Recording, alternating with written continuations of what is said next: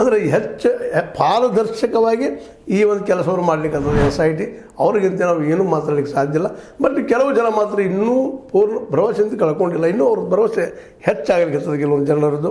ಅದರಲ್ಲಿ ಜಗದೀಶ್ ಅವರಾಗಿರ್ಬೋದು, ಮಟ್ಟಣ್ಣವರಾಗಿರ್ಬೋದು, ತಿಮ್ರೋಡಿ ಅವರಾಗಿರ್ಬೋದು, ಅವರು ಇನ್ನೂ ಭರವಸೆ ಹೆಚ್ಚಾಗಿರೋದು ಇಲ್ಲ, ಅದು ಆಗ್ಯದ, ನಿಶ್ಚಿತ ಆಗ್ಯದ, ಕೊಡ್ತೀವಿ ಡಾಕ್ಯುಮೆಂಟ್ ಅನ್ನೋಷ್ಟು ಮಟ್ಟಿಗೆ ಮಾತಾಡ್ತಾ ಇದ್ದಾರೆ.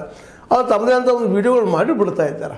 ಹೀಗಾಗಿ ಅವ್ರ ಮಾತನ್ನು ಅಲ್ಲಗಳಿಲಿಕ್ಕೆ ಆಗೋದಿಲ್ಲ. ಯಾಕೆಂದ್ರೆ ಸತ್ಯ ಹೊರಬರಬೇಕಾಗಿದೆ. ಸತ್ಯ ಅನ್ನುವಂಥದ್ದು ಅಷ್ಟು ಸುಲಭವಾಗಿ ಸಿಗುವಂಥದ್ದಲ್ಲ. ಇಷ್ಟೋ ಸಿಗಬೇಕಾಯಿತು, ಅದು ಇದು ಸಿಕ್ಕಿಲ್ಲ.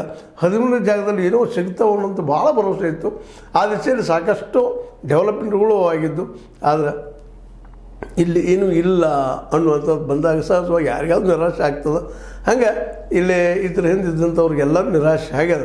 ಅದರರ್ಥ ಅವ್ರು ನಿರಾಶೆ ಆಗಿದ್ದಾರೆ ಅಂತೇಳಿ ಹುಡುಕೋದನ್ನು ಬಿಡ್ತಾ ಇಲ್ಲ. ಅವರು ಇನ್ನೂ ಹುಡುಕ್ತೀವಿ, ನಾವು ತೋರಿಸ್ತೀವಿ, ಮಾಡ್ತೀವಿ ಅಂತಲ್ಲೇ ಆದ ಜನ ಎದ್ದೇಳ್ತಾ ಇದ್ದಾರೆ.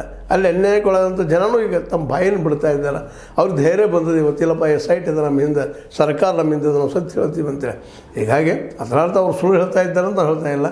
ಸಿಗ್ತಾ ಇಲ್ಲ ಡಾಕ್ಯುಮೆಂಟ್ಸ್ ಅಂದಾಗ ಸಹಜವಾಗಿ ಯಾರಿಗಾದ್ರೂ ನಿರಾಶೆ ಆಗ್ತದೆ. ಅಲ್ಲಿ ನಿರಾಶೆ ಪಡೋ ಅವಶ್ಯಕತೆ ಇಲ್ಲ. ಯಾಕೆಂದ್ರೆ ಸತ್ಯ ಹೇಳೋದು ಹೆಚ್ಚು ಕಡಿಮೆ ಆಗ್ತದೆ. ಮತ್ತು ಕೆಲವೊಮ್ಮೆ ಈಗಾಗಲೇ ಅದ್ರ ಬಗ್ಗೆ ಇನ್ನೂ ಚರ್ಚೆ ವಿಮರ್ಶೆ ಆಗುವಂಥದ್ದು ಈಗೊಮ್ಮೆ ಆರಂಭ ಆಗ್ಯದ. ಎಲ್ಲ ದೃಷ್ಟಿಯಿಂದ ಆಗಲಿ ಅಂತ. ಇನ್ನೊಮ್ಮೆ ಈ ಸೌಜನ್ಯ ಕೇಸಿನ ಬಗ್ಗೆ ಆದರೂ ಸಹಿತ, ಅವ್ರ ಪ್ರಕರಣದ ಬಗ್ಗೆ ಆದರೂ ಸಹಿತ ತನಿಖೆ ಮತ್ತು ಆಗಲಿ. ಯಾರಿದ್ದಾರೆ ಇದರಿಂದ ನಾವೀಗ ಅವರೇ ಒಂದು ಕುಟುಂಬನ ಟಾರ್ಗೆಟ್ ಮಾಡ್ತಾ ಇಲ್ಲ. ಆದರೆ ಅದು ಸತ್ಯ ಯಾವುದು ಗೊತ್ತಾಗಬೇಕಲ್ಲ. ಅದು ತಾಂತೆಲ್ಲ ಮಾಡ್ಕೊಳ್ಳಲ್ಲ. ಅದನ್ನೆಲ್ಲ ಹೆಣ್ಮಗಳು ಸೌಜನ್ಯ ಆಗಿರ್ಬೋದು, ಇನ್ನೂ ಪದ್ಮಲತಾ ಆಗಿರ್ಬೋದು, ಇನ್ನೊಬ್ಬರು ಆಗಿರ್ಬೋದು, ಇಲ್ಲ ಅದಕ್ಕೆ ಯಾರೋ ಮಾಡಿದ್ದಾರೆ. ಅವ್ರು ಯಾರು ಇನ್ನೂ ನಿಗೂಢರಾಗ್ತಾ ಇದ್ದಾರೆ. ಇದರಿಂದ ಮತ್ತಷ್ಟು ನಿಗೂಢತೆ ಹೆಚ್ಚು ಬರಲಿಕ್ಕೆ ಜೊತೆಗೆ ಇದನ್ನು